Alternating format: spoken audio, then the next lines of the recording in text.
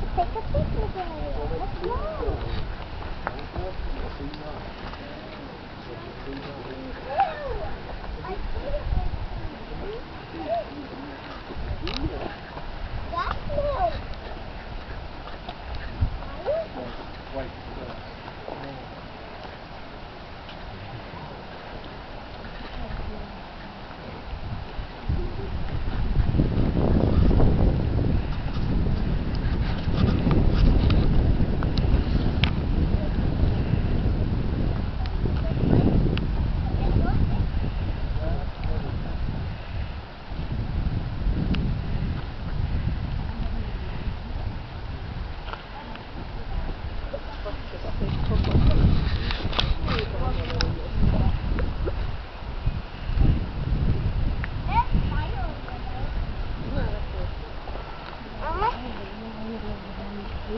No, what I mean just to spin it through.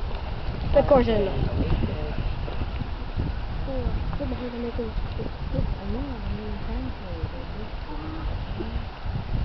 You know what she's doing, Jacob? She's cooking. Cooking what? Oh, look. Ask her, she'll tell you. Ask her what she's cooking. Let's see, cornbread. Cornbread. Cornbread. Oh my goodness. Look at Walnuts and wild ginger. Wait, Jacob. Watch him. You're right. I'm Wait a filming. minute, buddy. Is that a natural stone that you're cooking on? Is it? It's a piece of a soapstone. And we use it mostly because it conducts the heat pretty well and it's a little different. And also it can be put on the ground.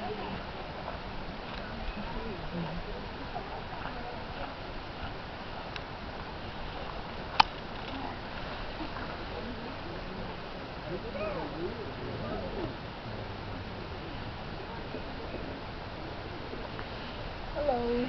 Hello, how are you? Pretty good. Welcome. You have a beautiful day today. It's a little chilly under here. I bet it is. There's no sun back in here. Yeah. So it makes it a little. I bet it is. For me back in here. What are you making? I gotta make a pair of moccasins. And Oh. I've got to. I told she's not gonna be here tomorrow, so I've got to get the toe sewed up so that I make sure they're gonna fit. So when she gets back, she's done and get mine back. These are all authentically made. Well, yeah, this is the old, see how mine are made? Uh-huh. It's the old pattern for them. The single seam, center seam eastern woodland moccasins. And this is the kind of moccasin that you'll find up and down the east coast here. Single seam moccasin. That is so cool. What do you use for a needle? Well, the Europeans brought us the metal needles. Prior to then, they're bone needles. Okay. And bone needles are coming from, I have some that come out of the front leg of the deer. Oh, really? Yeah, hold on, let me show them to you. And the thread actually was tendon. The real sinew was tendon. Right. That was deer, right? Right there. Almost probably any tendon that came off the tendon of the animal. All right, here's the bone that comes out of the leg of the deer. See the knob on the back where you can tie your thread on? Oh, yes. And then it has a point on the front. Oh, isn't that neat? So that's one of the original needles. That is really neat. Well, you real Monacan? I am. Did you get that? Did I move? I got it. Okay. I am. There's about 1,600 of us on our tribal rolls. This is where y'all used to live, right here. Well, our land actually started at the fall line at Richmond and extended over to almost the New River. Oh. We had smaller tribes that composed this larger group of people. Were you separate from the Palatine? We are, because we're different linguistically, we're different culturally. Oh. Any relation to Cherokee? We are different from them as well. I am. I have some relations with them. My great-great-great-grandfather, Joseph Sparrowhawk, was removed. And he took some of his children went, and my line stayed here.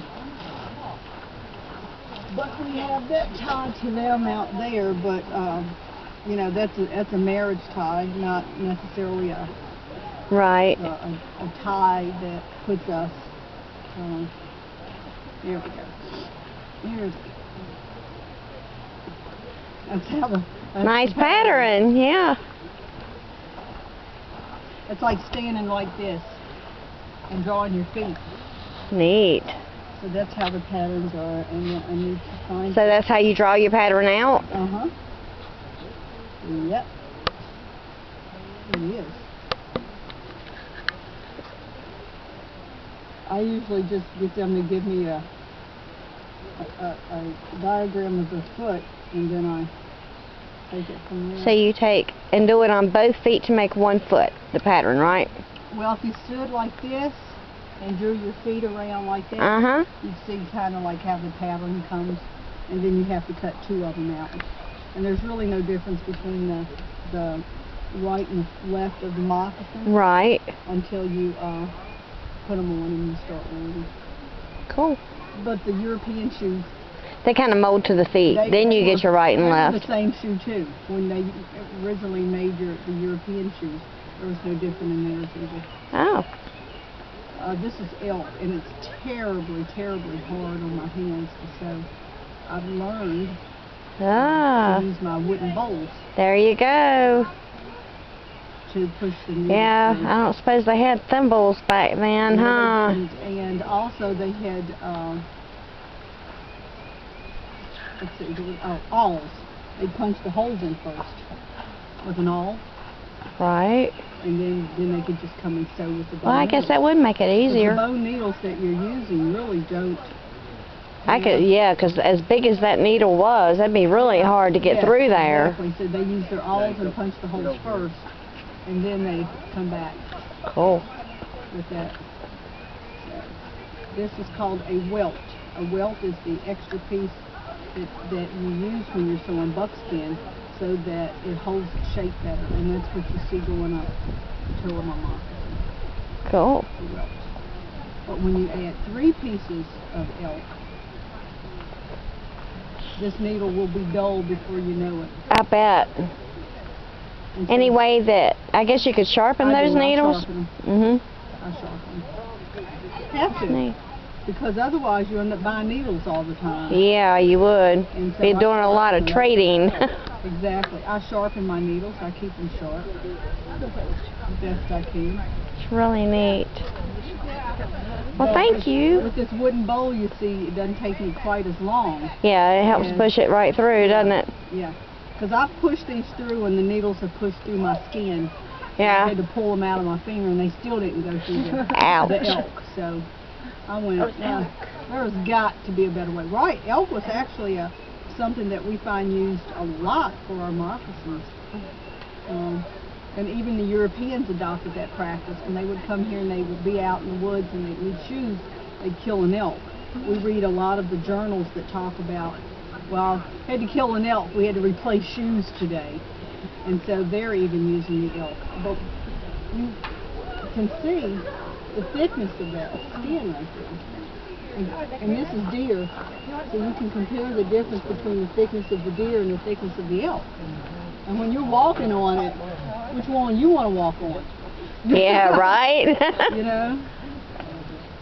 So, What's your name? Victoria.